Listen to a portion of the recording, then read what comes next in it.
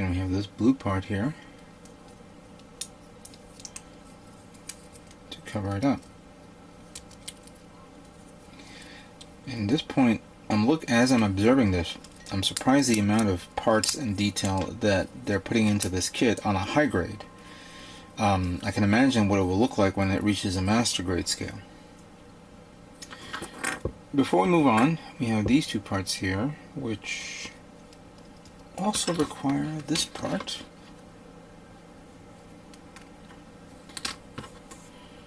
So it goes like that. And then we have this that goes up here. And we have the ball cap that goes onto the waist. And so this goes here, like that, I think. Hold on a second. Oh, this way. The curved front part. So it goes, that one goes there. This one falls on like that here, nicely. And then this one in the back clamps onto the back like that. There we go. And that pretty much completes the torso unit of the H3. One big noticeable note, this kit does not come with the famous spoilers that we all remember from Age 1 and 2. Obviously because of the transformation sequence, so there's no need for that. Anyway, that's a nice little factoid I just talked about there. Let's move on to the next part. Next up is the head unit of the H3. Did all, of course, a little bit of preparing, putting on the eyes. And all you need to do for this is to put on the face mask, like so. It looks like that. Followed by the rear part of the head. Oops, that's not the rear part of the head. Actually, you have to put this one on first. So this one goes in the front. And then through pressure, you'll hold up the other part like this.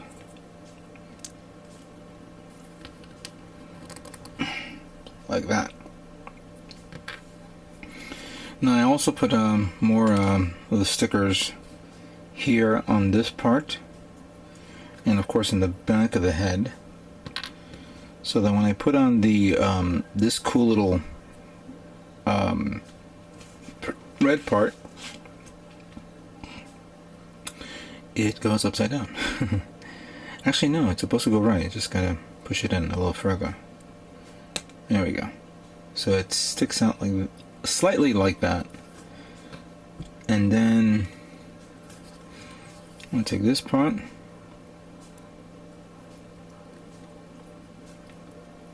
Which Bandai was wise enough to put the nub right here, and then all you need to do is cut that part. They didn't put it at the ends like that. So all you need to do is slide it in like that, and then slide this part like this in there, and there it is. The head of the H3 is now complete, and very nice. Alright, let's move on to the next part. Alright, so now we're going to be building the arms of the H3 normal Gundam. And for this, we're going to need this part. Actually, we need these two little parts here. The instruction manual tells you to assemble them together like so. And obviously, if you're going to paint it, make sure you sand this down, this, and this here. So that way you can prime it and paint it over. However, you guys know that I'm not doing that. So, in this position, you take this part here, slide it in like that. And you put this part here, like so. So it looks like this. Now, we'll need him. And another part that I cannot see. Where are you? Here you are. and a polycap. Number 1.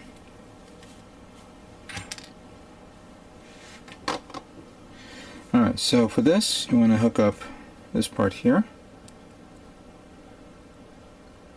and this part over here.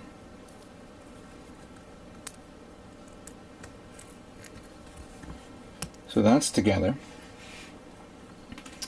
Then we'll need this part here, the part of the shoulder. Make sure that the round part, the connector is facing this way, and then take this and you want to slide this in through here, like that, and then you cover it up, like so. This one can be put on with pressure, so it's you don't have to worry about it coming off, and it goes in pretty well, so this is good. Then the last two parts that you're going to need is the yellow parts, which fell down on my foot. I grabbed it. So this one goes here, and then the other one goes over here. And there you have it. So this portion of the shoulder is done. And a lot of work and a lot of parts for the shoulder. So this is pretty cool. Now, moving on to the arms. We'll need this. Ooh, I forgot to remove this part, did I? Where's my blade? I'll just take a moment to talk about certain things. Obviously, other news that we've been seeing lately happens to be the new extra parts that you can now put on your Age-1 and Age-2. As a matter of fact, I think I have it up on Gundam Guy or Gunjet. Oh, it's Gundam Guy. They have a picture of the Age-1 Razor, which supposedly the parts will come out with the issue of Hobby Japan, July edition. So for those of you who want to get the Razor parts, so that way you can put on the Age-1 high grade kit, mark your calendar and get ready to purchase it. I don't know if it's Hobby Japan or Dengeki Hobbies that's also going to be releasing the next set of parts, which happens to be the Artemis. Oh yes, Dengeki Hobbies, same month, for the month of July, and that will have the Artemis parts for you to put on your Age-2 kit. So this is some really cool news for those of us who want to see more unique feature, a unique look to our high grade kits. Interestingly though, I'm pretty much surprised that, considering that we already have master grade kits, why didn't they make master grade parts for this? But since the high grade kits are out, it goes without saying. There we go. So this part is done. But yeah, some interesting news. Very, very interesting news. Alright, so we put this away. Then we'll need, go back to this. We'll need this one here. And PC-10.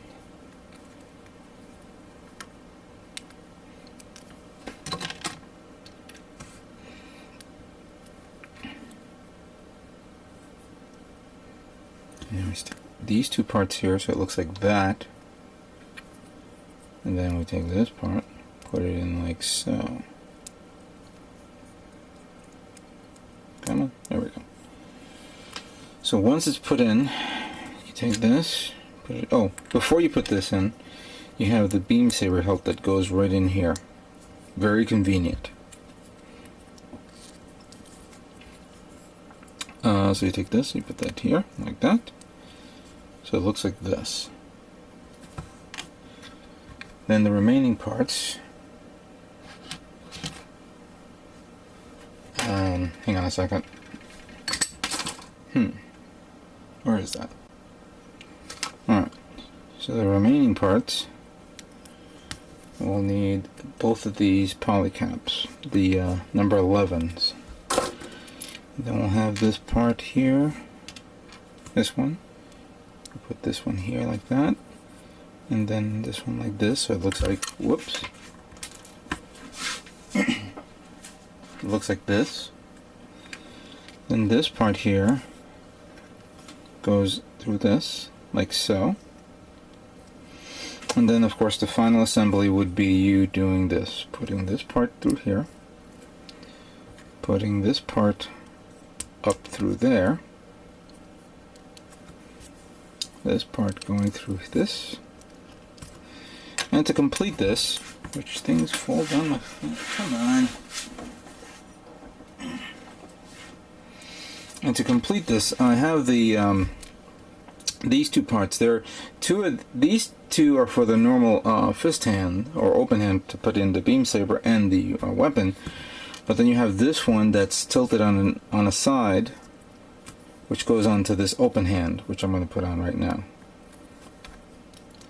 So it looks like that. There you go.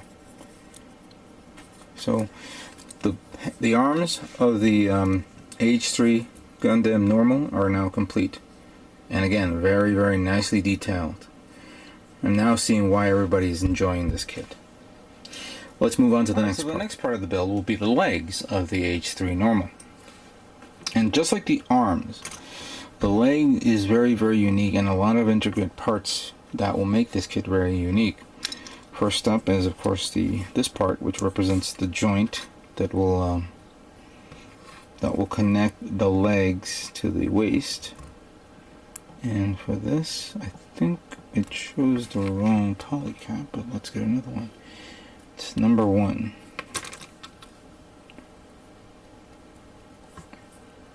There we go. Fairly simple, and not too difficult to build. There we go. So this is done. Next up, you will need this.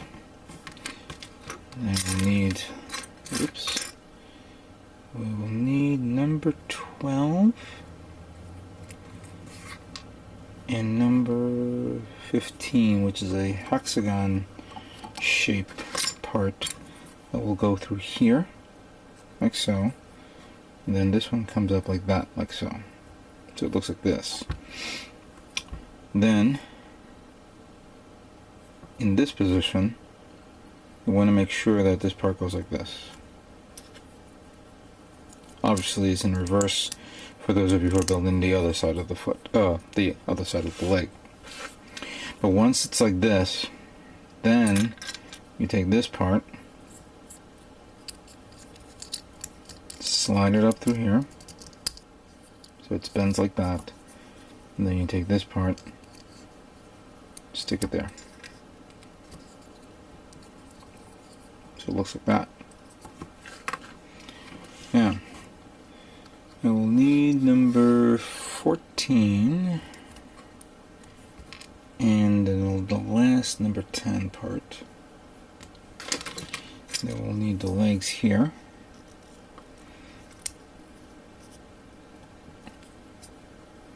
So one goes like that, and the other one goes like this, sticking up. And then you want to close it up like this. Snaps into place, like so. Then take this, one of the knee parts, the armor for the knee, stick it like that, and then in reverse put this one like this. So it looks like that. See?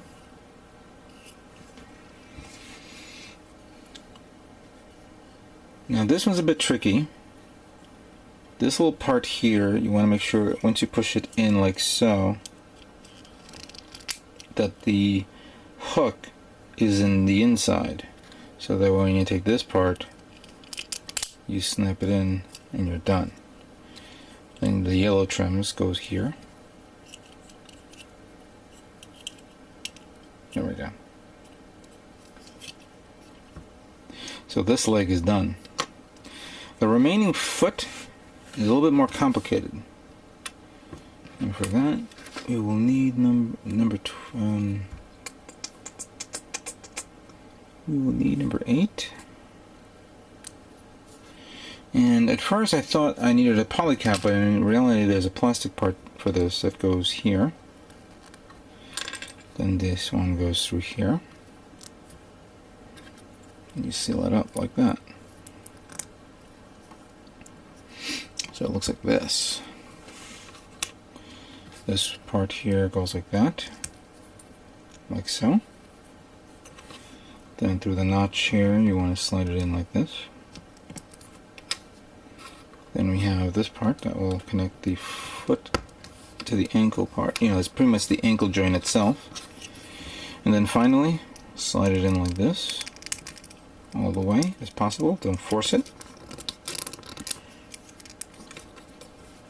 And then you have the other leg that goes like that. And this one actually has to be turned like this. So this pretty much completes the legs of the H3 normal. Again, very detailed and very, very posable. Very posable. Obviously it can do more than what it can do due to the transformation to the G Fortress, or excuse me, G Scepter. Anyway, let's move on to the next build.